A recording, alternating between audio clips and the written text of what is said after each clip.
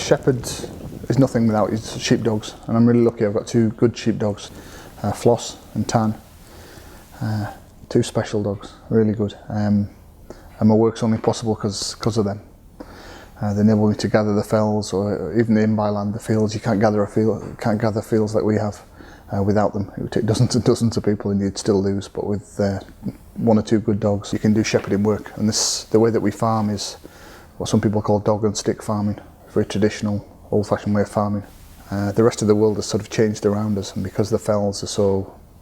historically we're quite isolated and quite poor,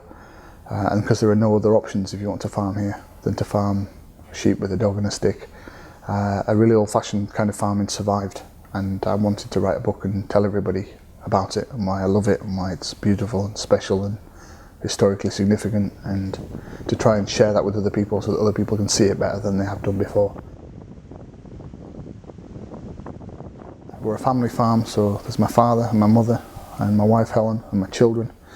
and my first memories are following my grandfather around the farm and loving every moment of it, thinking he was free and he was independent and he was proud and he loved what he did, and he looked like he belonged in his place in the world, and I remember thinking, I just want to be just like you.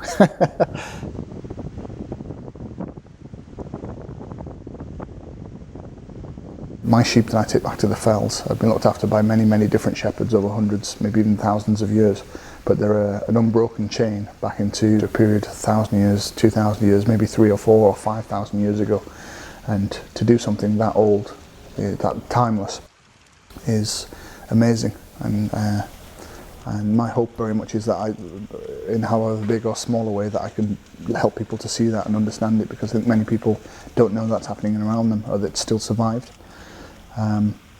And my book is an attempt to share that world and explain it, and to explain why we the people are hefted as much as the sheep are hefted, that there's a really deep sense of rootedness and belonging, and it makes for a certain kind of people that are shaped by the landscape and they shape it in turn, and that we're proud of what we are, proud of where we came from, proud of what we are now, and proud of what we're trying to do, which is to try and keep it going in the future.